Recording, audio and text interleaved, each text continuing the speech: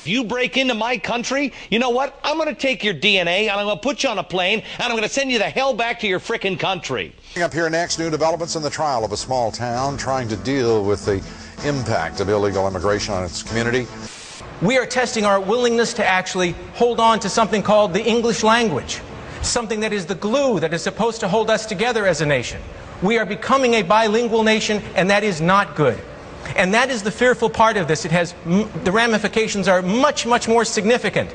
Actually, we could have done it very easily in the last week since they organized themselves into groups. You could have just sent paddy wagons to the protest. The illegal immigration debate is actually not a debate. It's a straight-up power play. The so-called debate would be more accurately described as a largely one-sided affair. An extended xenophobic rant. That's what it is. And the people responsible for this are members of the ruling class of American society, or those who, for whatever reason, align themselves with ruling class interests. These people want to monopolize the definition of American identity. They want to be the ones who decide who is a real American and who is not. I'm an authentic American, you're not. So get out, stop ruining my country, and so on. It's interesting to hear you frame it as a kind of identity issue, because I can imagine lots of people saying, isn't the immigration debate really about jobs? It's not really an identity issue, is it? Well, actually they're connected. It's true that changing governmental policies towards immigration could have a significant impact on the economy. No one denies this. But it's also quite obvious that there are many, many other ways, and more profound ways, to transform the national economy.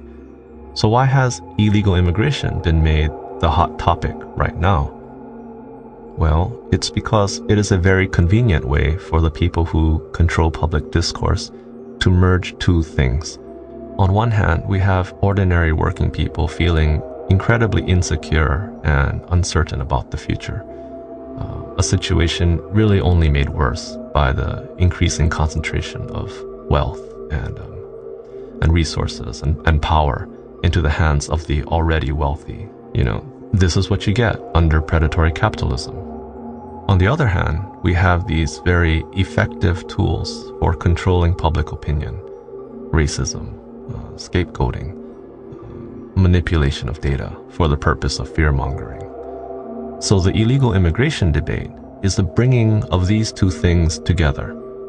Americans are being told that we are in danger of losing not only our jobs, but we're also in danger of losing our language, losing our culture, our security, everything.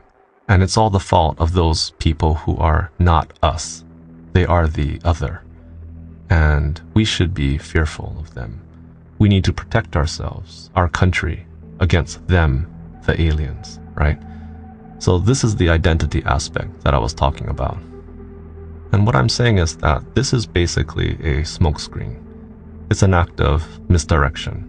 You get your average American workers all riled up that their jobs are being stolen by these illegal immigrants. Supposedly, these illegal immigrants are sucking the profits from our economy. They must be getting very, very rich. Of course, this is absurd. There are profits, but the big profits are not going to illegal immigrants, okay? They're also not going to the middle class. In actuality, a disproportionate amount of the nation's wealth is being systematically funneled towards the pockets of the richest of the rich. Even conservative economists agree on this. But these self-appointed watchdogs of Americanism, they've actually been very successful in whipping up popular animosity towards these so-called illegal aliens. Anyone who illegally crosses the border will be detained until they are removed out of our country and back to the country from which they came.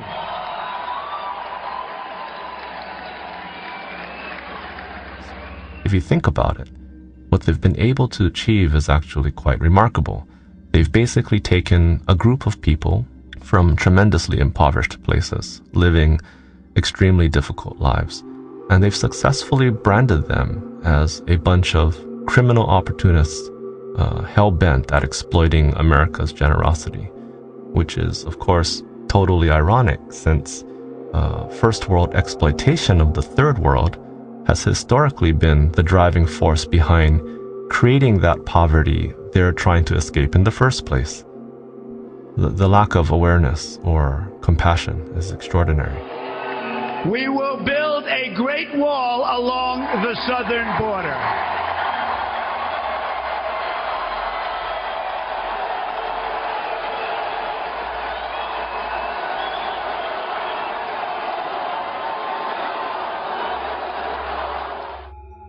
Okay, so who are the different groups involved?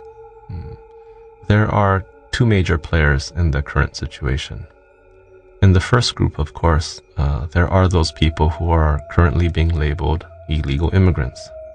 Most of them are recent immigrants, most notably from Mexico. The second group are also immigrants, but they are immigrants who have been here longer, maybe 100 years, or maybe even going all the way back to the Mayflower or something like that.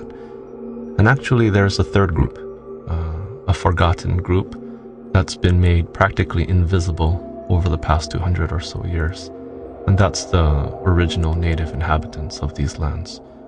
But of course, they're never mentioned because supposedly they are irrelevant to the discussion. So you're framing this current conflict as being primarily between two immigrant groups, the illegal immigrants and the more established immigrants? Yes. Let's approach this historically. The first colonial settlements were established in the New World in the 16th and 17th centuries. The people who settled these colonies were from Europe, plus their slaves. The definition of immigrant is a person who leaves one country to settle permanently in another. So these people you were showing on TV a few minutes ago, unless they are Native American, they are immigrants. They may have been here for a while, long enough to put themselves into positions of privilege, but they are the descendants of immigrants. The irony of immigrants calling for the deportation of other immigrants seems to be lost on everyone. What about the illegal part? I mean, as far as I understand it, no one's been calling for the deportation of all immigrants. The controversy seems to be over illegal immigrants, right? Again, let's turn to history. I'll give you a mini history of the United States in 2 minutes, okay? The United States started out as a colony. Everybody knows this. The people who came here to settle, they were from Europe. This is settler colonialism. For native people, the results were catastrophic. What happened to their land?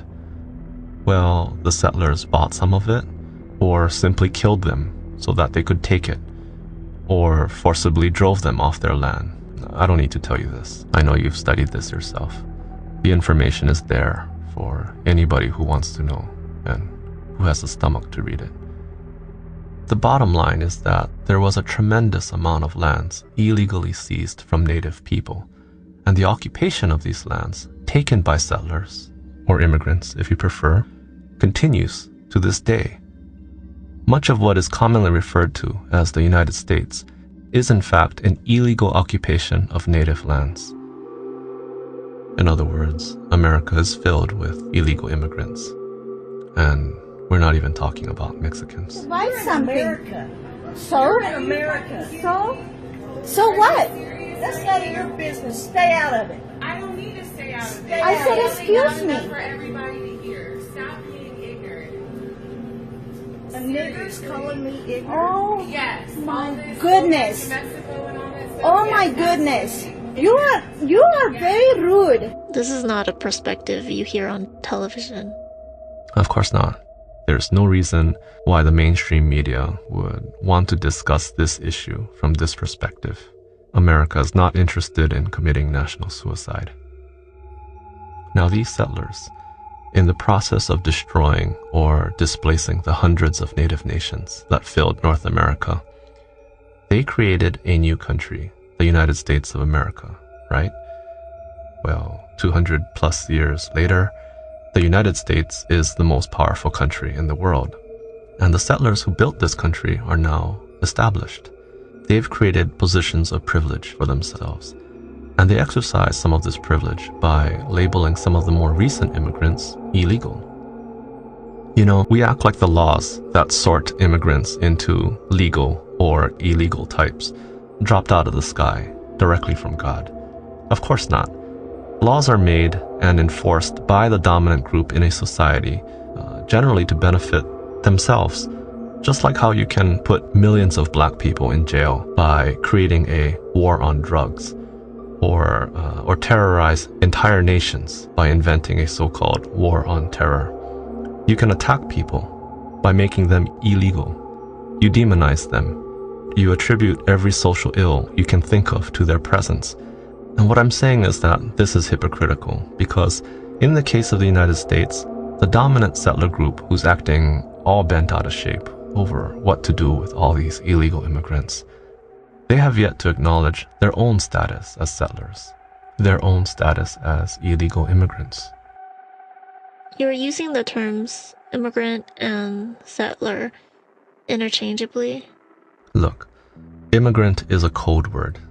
As far as I'm concerned, it's a euphemism for the word settler.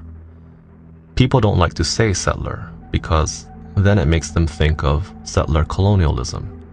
And of course, once you start talking about how settler colonialism works, you very quickly start questioning the legitimacy of a nation founded on the exploitation of native land. You start looking at the historical and moral ramifications of a nation whose very existence would be impossible had it not been for 500 years of genocide against native people. That's why people like the word immigrant instead of settler. Apparently thinking about genocide and stealing makes people feel bad. I'm telling you the truth for the first time in your life. Your whole life you thought that you've been compassionate and caring, but meanwhile, you know what you are? Just another white girl standing on stolen ground, reaping the benefits of bloody fathers. That's what you are. Even though you think you're so liberal and so kind, all you are is another child benefiting off the murder of your father. That is who you really are, and you should face it.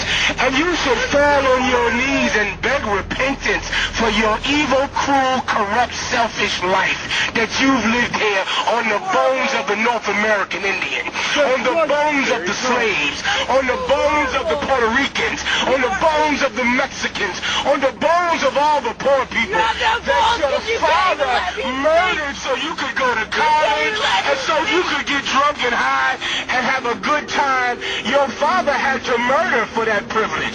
You understand that, don't you? Your father had to kill. Your grandfather had to steal so you could live like Pamela Anderson in America. Give me Ezekiel 35. That's the truth. I'm showing you love. That's love. I'm telling you the truth. Ain't that real love? Illegal immigrants are settlers. And the people going on and on about the immigration crisis, whether they're white or black or brown or whatever, unless they're Native American, they're settlers too. Yesterday, when we talked on the phone, you said you had a solution to the illegal immigration problem. You said you could solve it in 5 minutes. Yeah, I did. Here's how it can happen. Let's say all the so-called illegal immigrants, I've heard figures like 15 or 20 million people. Let's say they all get together and decide to make a new nation. Doesn't matter what they call it. They can call it whatever they like. Give it a great name like the People's Democratic America or Freedom Land. The main idea is all these illegal people, they get together and they draft a constitution. They vote on it, approve it, and then they give themselves citizenship in this brand new country they just made. They don't even have to go anywhere. They just plop their new nation down right on top of the already existing one. If anybody in the old nation complains, just point to the new constitution and legal system you just made as proof of your legitimacy. It works. We know it works because that's how America came into existence. If the federal government does not find it within its power and ability to investigate a criminal organization such as the Klan, then you and I are within our rights to wire Secretary General Uthoff of the United Nations and charge the federal government in this country behind Lyndon B. Johnson with being derelict in its duty to protect the human rights of 22 million black people in this country. And in their failure to protect our human rights, they are violating the United Nations Charter, and they are not qualified to continue to sit in that international body and talk about what human rights should be done in other countries on this earth.